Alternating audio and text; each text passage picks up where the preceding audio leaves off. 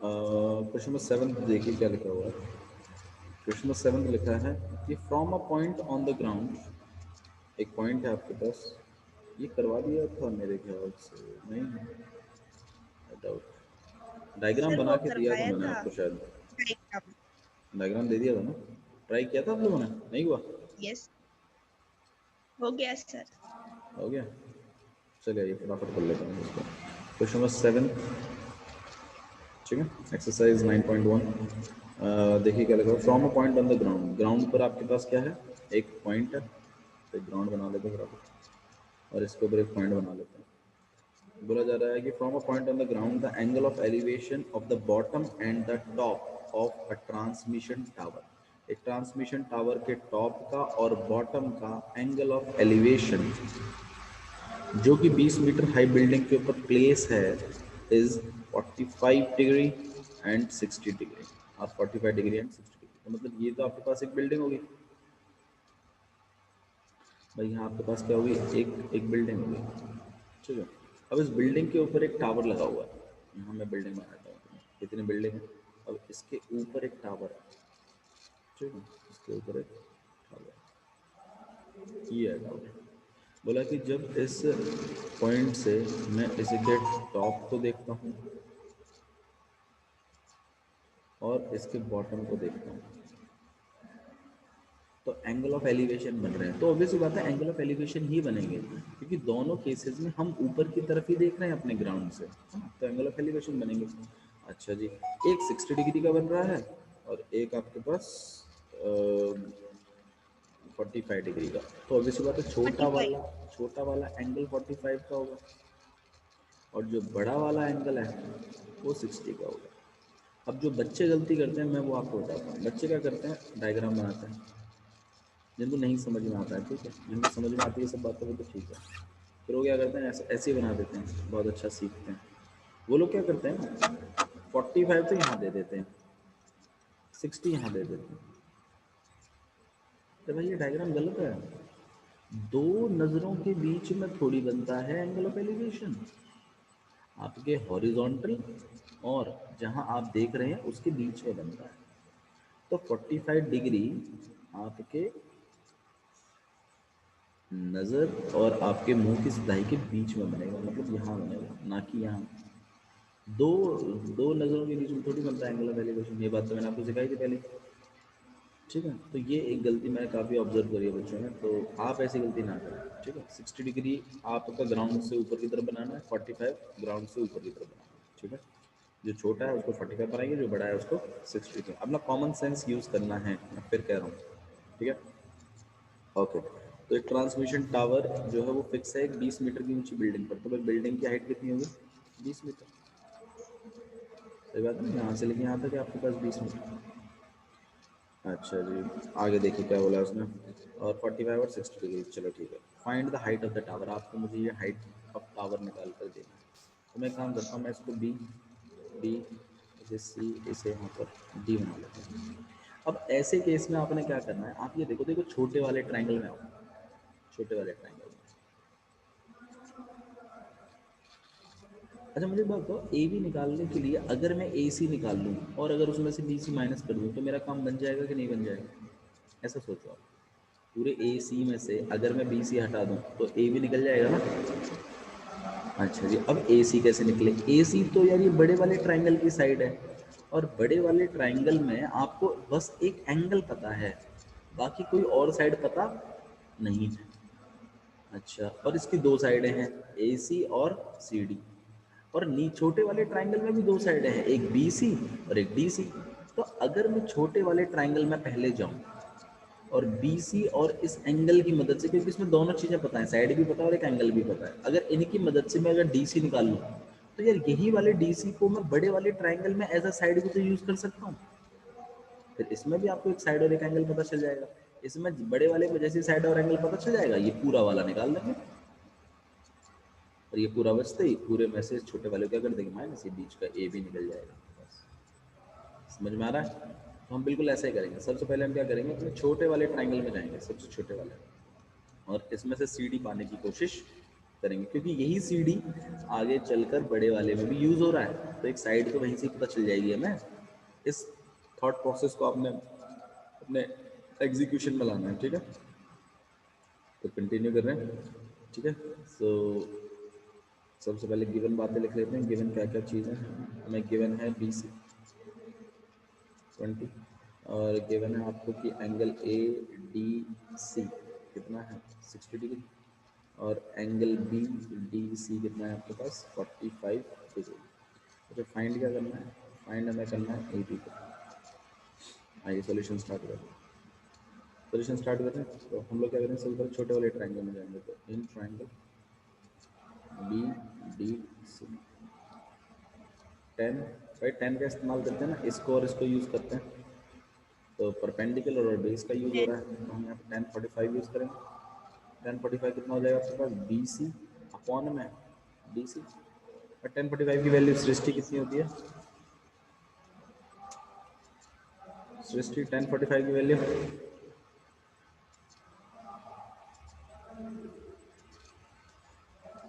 अब सृष्टि ने बोले 1045 आपके पास कितना हो गया? 1, ठीक है, ठीक है। 1045 आपके पास हो गया 1, और BC कितना हो गया आपके पास? 20, और DC 20 निकालना है ना, क्योंकि मैं तो बोला था ना नीचे वाला पार्ट पहले निकालेंगे। क्रॉस मल्टीप्लाई करना है, DC इक्वल टू में कितना आ गया आपके पास? 20। अब जैसे ही DC 20 निकल आया भाई, अब तो बड़े वाले में एक साइड पता चल गई, एंगल पता चल गया, अब निकाल ही देंगे इस पूरी साइड को। तो अपना ट्राइंगल चेंज कर लेते हैं, इन ट्राइंगल ADC, ठीक है। अब हम लगाएंगे 1060, क्योंकि देखो ना बेस को यूज़ करना है और ये पूरी चाहिए, तो यहाँ पर आपके पास AC अपॉन में DC आ जाएगा। 1060 की वैल्यू कितनी हुई? √3 AC कितना हो गया आपके पास? निकालना है, और DC कितना हो गया आपके पास? 20। क्रॉस मल्टीप्लाई कर देते हैं, 20√3 इक्वल टू में AC, सही है। अच्छा जी, पर लेकिन मुझे तो AB चाहिए, तो AB निकालने के लिए हम क्या करेंगे? AB इक्वल टू में AC माइनस BC। AC कितना हो गया आपके पास? 20√3 और माइनस 20, दोनों में से 20 कॉमन निकाल लेंगे, अंदर क्या बच गया? √3 minus 1। So this is the answer. Hence height of tower. Hence height of tower equal to में कितना हो जाएगा आपके पास? 20 ब्रैकेट के अंदर √3 माइनस 1 मीटर। आया समझ में कि नहीं आया? ठीक है, अच्छा क्वेश्चन था ना, बढ़िया क्वेश्चन था, इंपॉर्टेंट क्वेश्चन में डाल सकते हैं आप इस क्वेश्चन को, ठीक है। क्वेश्चन नंबर 8 देखिए क्या लिखा हुआ है। क्वेश्चन नंबर 8 एक बार रीड कर लीजिए। एक स्टैचू है जो कि 1.6 मीटर टॉल है, और वो स्टैंड है on the top of a pedestal. Pedestal मतलब है सीढ़ियों के ऊपर, ठीक है। जैसे आपने देखा होगा कि जैसे क्या कहते हैं उसको, आपने चौकों पर देखा होगा बहुत जगह पर जहाँ पे स्टैचू लगे रहते हैं, तो वो एक प्लेटफॉर्म पर खड़े रहते हैं। ऐसा नहीं है कि वो बीचों बीच मतलब ग्राउंड पे टेक देते हैं उनको, नहीं नहीं, थोड़ा सा एक प्लेटफॉर्म सा बनाते हैं, ऊंचा सा चबूतरा सा, तो चबूतरे पे टेकते हैं उसको, है ना। तो इसी तरीके से एक स्टैचू है आपके पास, और वो मतलब एक कुछ पेडेस्ट्रियल है। पेडेस्ट्रियल मतलब ये इस तरीके ऐसे ऐसा कुछ होता है, ठीक है? ऐसा कुछ, हालांकि ऐसा बनाने की आपको जरूरत नहीं है, आप तो एक लाइन भी बना देंगे तो भी चल जाएगा, लेकिन मैं थोड़ा सा आपको बस ऐसे बना के दिखा रहा हूँ। ये एक पेडेस्ट्रियल है, ठीक है। इसके ऊपर स्टैचू है, इसके ऊपर स्टैचू, ठीक है। इसको हमने स्टैचू बना रखा है, चलो ठीक है, स्टैचू को थोड़ा सा और ऊंचा बना देते हैं। ऐसा एक स्टैचू है आपके पास, ठीक है। आगे देखिएगा, जो कि 1.6 मीटर टॉल है। कितना है ये? 1.6 metre tall, standing on the top of the pedestal. वो एक पेडेस्ट्रियल के ऊपर है, बना दिया पेडेस्ट्रियल के ऊपर। From a point on the ground the angle of elevation to the top of the statue is 60 degree. Ground से एक पॉइंट है आपके पास, और जब कभी हम इसके टॉप को देखते हैं तो एंगल ऑफ एलिवेशन कितना बन रहा है आपके पास? 60 डिग्री 60 डिग्री। डायग्राम थोड़ा छोटा सा हो गया। अहम, चेंज करें इसको, चलो ठीक है चला लेता हूँ, कर लेता हूँ थोड़ा सा और बड़ा कर देता हूँ।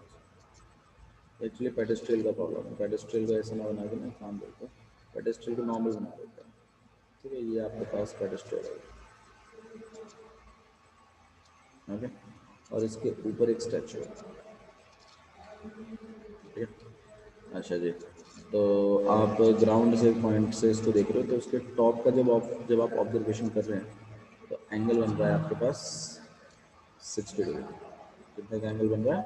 60 डिग्री। आगे देखिए, और ये स्टैचू की हाइट कितनी है? 1.6 मीटर। अच्छा जी, from a point of the angle of elevation top of the statue is 60 degree and from the same point से जब मैं एंगल ऑफ एलिवेशन बनाता हूँ टॉप ऑफ पेडेस्ट्रियल का टॉप को जब मैं देखता हूँ, तो ये पेडेस्ट्रियल के टॉप को भी देखो सेम जगह से, हम पेडेस्ट्रियल के टॉप को देख रहे हैं। पेडेस्ट्रियल का टॉप तो यही है, स्टैचू का बॉटम, पेडेस्ट्रियल का टॉप, एक ही बात है। अच्छा जी, कितना एंगल बनता है? 45 डिग्री। देखो मैं फिर कह रहा हूँ, ये 60 डिग्री पूरा नीचे तक है, लाइन ऑफ साइट और ग्राउंड लेवल के बीच में बनाया। 45 भी देख लो, लाइन ऑफ साइट और ग्राउंड लेवल के बीच में बनाना है। दो लाइन ऑफ साइट के बीच में कोई एंगल नहीं बनाएगा, मैं फिर कह रहा हूँ, ठीक है। अच्छा जी, find the height of the pedestal, आपको मुझे पेडेस्टल की हाइट बता के देनी है। मैं देखो यहाँ ए है, इसको मैं बी मान रहा हूँ, इसे मैं सी मान रहा हूँ और इसे मैं डी मान रहा हूँ। अभी तक आपने जितने भी क्वेश्चन करे थे उसमें आपको दोनों ट्राइंगलों में से कम किसी एक ट्राइंगल की पूरी एक साइड और पूरा एक एंगल देके रखा था, लेकिन इस वाले केस में देखो तुम्हें एक भी चीज़ पूरी नहीं पता, ना ही तो नीचे वाले ट्राइंगल में कोई चीज़ पता है आपको, ना बी सी पता है ना सी डी पता है। और अगर बड़े वाले ट्राइंगल में देखूं तो भी पूरा नहीं पता कुछ भी, बस एक वो ए भी पता है 1.6, लेकिन वो पूरी नहीं पता क्योंकि बड़े वाले ट्राइंगल में तो ए सी यूज हो रहा है ना कि ए बी। तो ऐसे केस में हम क्या करते हैं, हम वेरिएबल सेट करते हैं, हम मतलब इसको x और इसको y ले लेते हैं। ऐसे केसों में जब आपको कोई भी साइड पूरी पता नहीं होती तो ऐसे केस में आप दो वेरिएबल चलाते हैं, और अब दो वेरिएबलों को कैसे सॉल्व करना है वो चीज़ आपको इस क्वेश्चन में सीखनी है, ठीक है। तो मतलब यहाँ से एक अलग टाइप शुरू हो जाता है क्वेश्चन का, और ये एक इंपॉर्टेंट टाइप है, ठीक है। अगर मतलब आपके इक्वेशन में अगर दो वेरिएबल आ गए हैं, अब उन दो वेरिएबल्स को कैसे सॉल्व करते हैं वो हमें निकालना है। अब देखिए क्वेश्चन हमसे पूछा है कि find the height of B C, तो हमसे ये पूछा है बस खाली एक्स की वैल्यू पूछिए। तो मैं क्या करूँगा, देखो दो वेरिएबल मैंने लगा तो दिए क्वेश्चन में, लेकिन उनको सॉल्व कैसे करेंगे वो देखो। मैं क्या करूँगा, मैं एक छोटे मैं मेरी कोशिश हमेशा ये रहेगी कि दो वेरिएबल जो यूज हुए हैं उसमें से एक वेरिएबल को मैं दूसरे वेरिएबल के रेस्पेक्ट में लिखना सीखूं पहले। जैसे x और y यूज हुए हैं तो मैं किसी तरीके से x को y में कैसे लिख सकते हैं, y को x में कैसे लिख सकते हैं, वो चीज़ सीखूंगा सबसे पहले। फिर मैं क्या करूँगा, फिर मैं एक दूसरी इक्वेशन बनाऊंगा और उसमें मैं जो y यूज हो रहा होगा ना, जो मैंने सीखा है x में कन्वर्ट करना, उसको मैं y को मैं रिप्लेस कर दूंगा x में, तो पूरी इक्वेशन x में चमकेगी खाली, और उसमें से x में निकालो। देखो मैं आपको करके दिखाता हूँ। जैसे मान लो इस वाले ट्राइंगल में सबसे पहले गिवन ले लेते हैं। गिवन क्या बात है आपको, इसमें ए बी पता है 1.6, बी सी आपने लेट किया हुआ है, बी सी कितना लेट किया हुआ है x, डी सी भी आपने लेट किया हुआ है इक्वल टू में वाई। बाकी आपको एंगल्स पता है, एंगल ए डी सी पता है आपको 60 डिग्री, और एंगल बी डी सी पता है आपको 45 डिग्री। फाइंड क्या करना है, फाइंड करना है आपने बी सी बस कर लिया। सोल्यूशन स्टार्ट कर रहे हैं, देखिए कैसे करते हैं। यहाँ सोल्यूशन स्टार्ट कर देता हूँ, सोल्यूशन स्टार्ट करें। तो मैं क्या करूँगा, मैं सबसे पहले ऐसे ट्राइंगल में जाऊँगा जिसमें मैं छोटे वाले ट्राइंगल में जाऊँगा यहाँ पे, ठीक है। इन ट्राइंगल बी डी आ गया मैं इसमें, मैं जानबूझकर ऐसा ट्रिग्नोमेट्रिक रेशियो उठाऊंगा जिसमें मेरा एक्स भी इन्वॉल्व हो रहा होगा और वाई भी इन्वॉल्व हो रहा होगा। तो भाई परपेंडिकुलर बेस एक ही में होते हैं, खाली आप सब जानते हैं। 1045 में 1045 कितना हो जाएगा आपके पास, बी सी अपॉन में डी सी। इससे मैं क्या करूँगा, मैं इसमें वैल्यू डालूंगा। 1045 की वैल्यू कितनी होगी आपके पास 1, 10 बी सी की कितनी होगी एक्स, डी सी की 1 कितनी होगी वाई। अब मैं क्या करूँगा, मैं एक वेरिएबल, अब मेरे देखो दोनों वेरिएबल यूज हो रहे हैं यहाँ पर, तो मेरी कोशिश ये रहेगी कि एक इक्वेशन से तो हम एक वेरिएबल को दूसरे में कन्वर्ट करना सीख लूँ, और दूसरी वाली इक्वेशन जब मैं बनाऊं तो मैं उसमें उस पिछली वाली वैल्यू को डाल दूं ताकि पूरी इक्वेशन एक ही वेरिएबल में आ जाए। देखो जैसे मैं इसमें सीख रहा हूँ कि y को x करके कैसे लिखते हैं, तो y की जगह मैं डायरेक्टली क्या लिख सकता हूँ, x। अब मैं क्या करूँगा, मैं मेरा ट्राइंगल चेंज करूँगा, in triangle A D C 1060 DC. 1060 कितना हो जाएगा आपके पास, ए सी अपॉन में डी सी। अच्छा 1060 की जगह आप क्या लिख सकते हो, DC. √3। सही है। अच्छा ए सी की जगह आप क्या लिख सकते हो, 1.6 प्लस एक्स लिख सकते हो कि नहीं लिख सकते। और डी सी की जगह मैं क्या लिखूंगा भाई, Yes.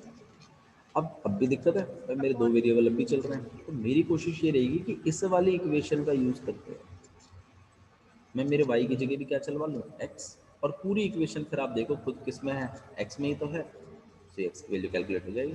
तो ये ट्रिक है, ये टेक्निक है। आपने क्या करना है, अगर दो वेरिएबल चल गए तो एक वेरिएबल को दूसरे वेरिएबल में लिखना सीखिए, फिर एक ऐसी इक्वेशन निकालिए दोबारा से और उसमें रिप्लेस कर दीजिए उसको, निकल आएगा वो। ठीक है, तो अब आपने क्या करना है, यहाँ पे √3 और यहाँ पे 1.6 प्लस में x, y की जगह हम लोग क्या लिख सकते हैं, x। X. ये reason using First. First, first का इस्तेमाल करते हैं। ठीक है, समझ में आ रहा है मैं क्या कह रहा हूँ। ठीक है, अच्छा जी, क्रॉस मल्टीप्लाई कर रहे हैं यहाँ पे √3x, यहाँ पे 1.6 एंड प्लस में x। मैंने बोला था जब कभी x निकालना होता है x वालों को एक तरफ, तो इसको x को वहाँ भेज रहे हैं। अच्छा बहुत बच्चे कंफ्यूज हो जाते हैं कि भाई सर इसको वहाँ भेजें कि इसको यहाँ भेजें। देखो √3 की वैल्यू आप जानते हो कितनी होती है, कितनी होती है, 1.73. 1.7 समथिंग, 1 से तो बड़ी होती है।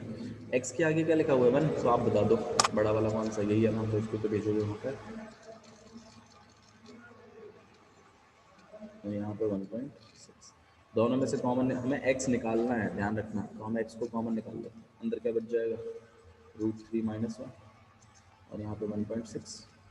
x को हम अकेला कर रहे हैं 1.6 अपॉन में √3 माइनस। Minus. अब क्या करेंगे खुद ही बताओ, Rationalize. अब रैशनलाइज करेंगे, कितना आ जाएगा यहाँ पे 1.6 अपॉन में √3 - 1 मल्टीप्लाई √3 + 1 √3 plus 1. √3 + 1, कितना हो जाएगा आपके पास, √3 का स्क्वायर और -1 का स्क्वायर, यहाँ Minus पे 1 का square. 1.6 √3 प्लस में 3 plus 1. x इक्वल टू यहाँ पे 1.6 √3 + 1 और अपॉन में 3 का स्क्वायर माइनस 1, तो आपके पास 3 - 1 में कितना होगा 2, 2. √3 का स्क्वायर 3 होता है, 3 - 1 कितना हो जाएगा 2। और अगर मैं इस 2 से इस 1.6 को काटूँ तो कितना आएगा 0.8। तो भाई मैं मेरे x की जगह क्या लिख सकता हूँ, 0.8 ब्रैकेट के अंदर √3 + 1 3 plus 1. मीटर। नहीं है,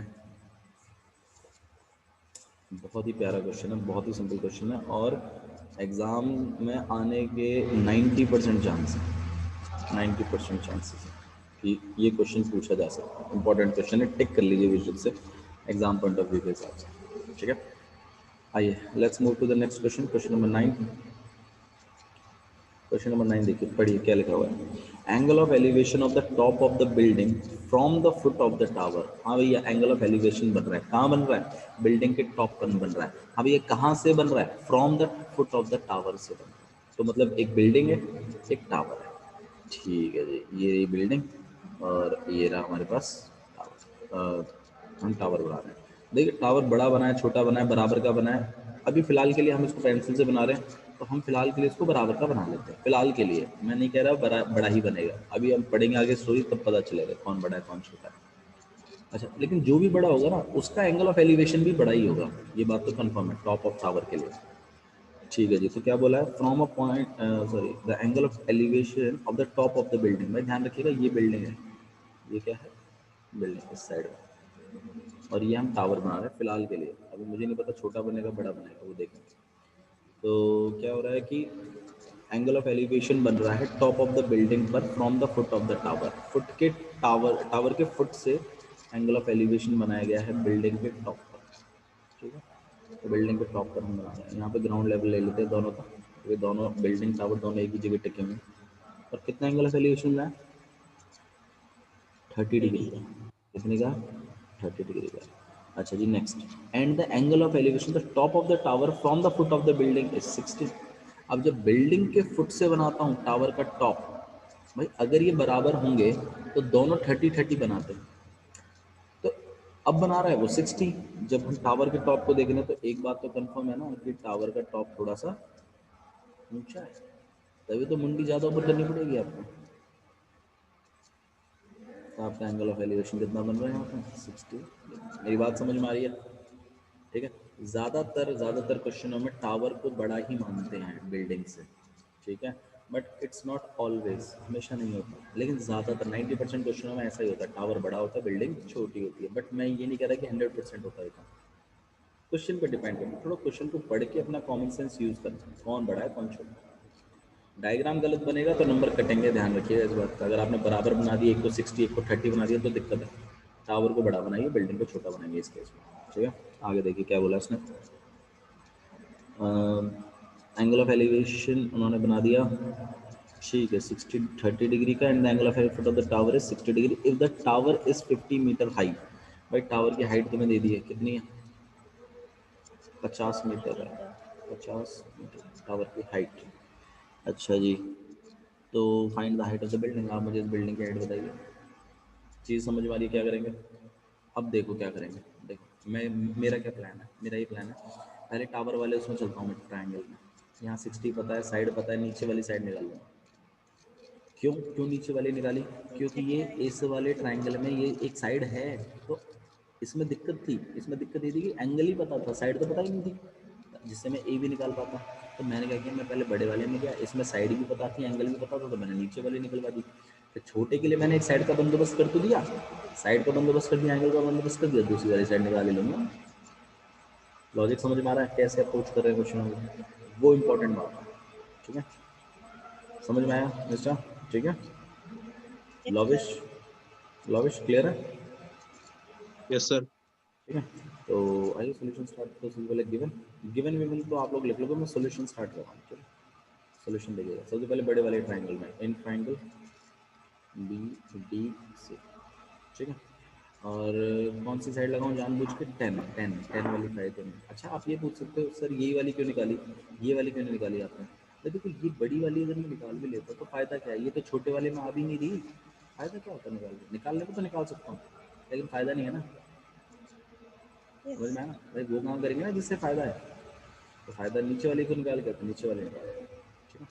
तो यहाँ पे आपके पास 10 60 दी, और यहाँ पे सी डी अपॉन में 20। 10 60 की वैल्यू कितनी होती है आपके पास, √2। सी डी कितना आपके पास 50, बी सी निकालना, बी सी को परे के भेज दो, यहाँ पे 50 अपॉन में √3, और 50 अपॉन में √3। प्रेशराइज। हाँ जी, अब हम क्या करेंगे इसको, प्रेशराइज, तो आपका आ जाएगा 50 अपॉन में √3 इंटू में √3 और इंटू में 50। तो बी सी कितना आ गया आपके पास 50 √3 अपॉन में, ठीक है। ये बी सी की वैल्यू निकल गई। अच्छा जी, अब क्या करेंगे हम लोग, अब हम दूसरे वाले ट्राइंगल में चलेंगे, अपने छोटे वाले में, in triangle A B C में, ठीक है। तो इन ट्राइंगल ए बी सी, 10 30, 10 10 30 कितना आपके पास, A B A B upon C. में 20। हाँ भाई 10 30 की वैल्यू कितनी होगी, 1/√3। अपॉइंटमेंट बता, ए बी की वैल्यू कितनी होगी, बी सी की कितनी है आपके पास 50 √3 अपॉन में 3, ठीक है। अच्छा जी, अब हम क्या करेंगे, अभी इसको कैसे सॉल्व करेंगे, बड़ी वाली लाइन यहाँ है, इसका रेसिप्रोकल हो जाएगा ना, उल्टा हो जाएगा ये, तो 1/√3 इक्वल टू में ए बी, 3 ऊपर चला जाएगा और 50 √3 नीचे आ जाएगा। अब क्या क्रॉस मल्टीप्लाई, 50 √3 उसको भी इधर कर देंगे, तो यहाँ पे कितना आ जाएगा ए बी इंटू में 3 √3। तो हम क्या करेंगे, ए बी को अकेला कर देंगे, ये चीज़ नीचे आ जाएगी, 50 √3 अपॉन में 3 √3 से √3 कट गया, ए बी की वैल्यू कितनी आ गई 50। भाई नहीं आया तो बताओ,